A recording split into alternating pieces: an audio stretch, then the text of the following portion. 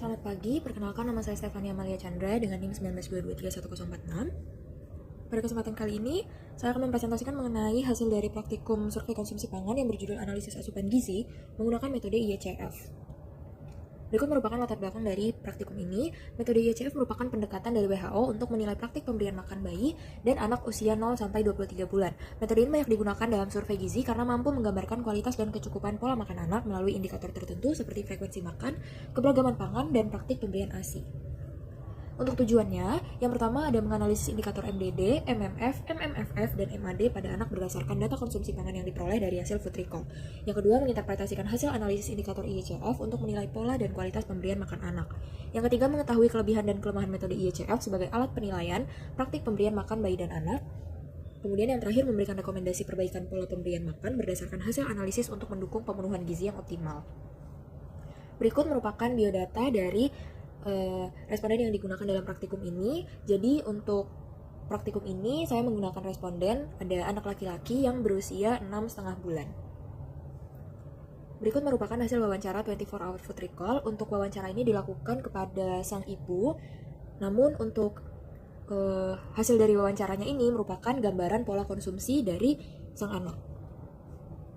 Berikut merupakan analisis indikator minimum dietary diversity atau MDD. Jadi untuk hasil analisisnya dapat dilihat di tabel di sebelah kiri. Jadi di sini bisa dilihat bahwa responden mengonsumsi 7 dari 8 kelompok pangan sesuai klasifikasi MDD. Konsumsi responden ini telah memenuhi kriteria MDD, yaitu mengonsumsi minimal 5 kelompok pangan atau lebih dalam satu hari. Hal ini menunjukkan bahwa asupan makan bayi sudah mencerminkan keragaman pangan yang berkontribusi terhadap pemenuhan kebutuhan gizi makro maupun mikro yang penting untuk mendukung pertumbuhan dan perkembangan optimal.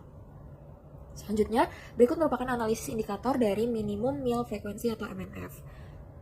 Di dalam tabel tersebut terlihat bahwa responden berusia 6,5 bulan ini sudah mengonsumsi soft food sebanyak 4 kali sehari. Berdasarkan hasil food recall, responden ini mendapatkan ASI berupa soft food sebanyak 4 kali sehari. Sesuai pedoman IECF dari WHO 2021, bayi 6-8 bulan yang masih mendapat ASI ini dianjurkan makan minimal 2 kali sehari. Dengan demikian, frekuensi makan responden telah memenuhi indikator MMF yang menandakan praktik pemberian makan sudah sesuai untuk mendukung pertumbuhan bayi. Selanjutnya ada analisis indikator dari minimum milk feeding frequency atau MMFF. Untuk waktu pemberian ASI dan frekuensinya bisa dilihat di tabel berikut.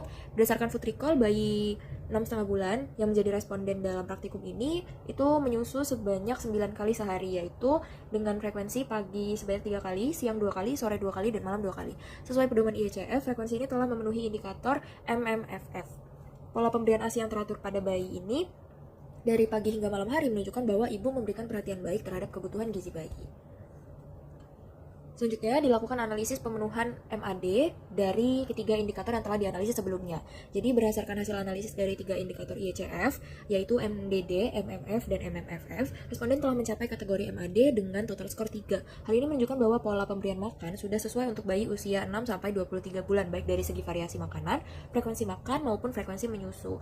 Untuk mendukung pertumbuhan yang optimal, ibu disarankan tetap menjaga pola makan tersebut dan menambah variasi sumber protein hewani serta nabati seiring dengan bertambahnya usia anak. Berikut merupakan rekomendasi dari hasil pemenuhan MAD.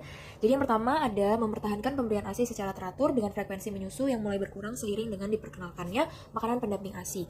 Kemudian menentukan variasi dalam pemberian MPASI. Selanjutnya melakukan pemberian MPASI sebanyak 2-3 kali sehari dengan tambahan 1-2 kali makanan selingan yang disesuaikan dengan nafsu makan bayinya. Yang terakhir itu memperhatikan tekstur makanan yang diberikan. Berikut merupakan kelebihan dari metode IECF. Yang pertama, ini mencakup panduan lengkap mulai dari MD, ASI eksklusif 6 bulan, hingga pemberian MPASI. Selanjutnya, ini juga spesifik digunakan untuk menilai praktik pemberian makan pada bayi dan anak usia 0-23 bulan.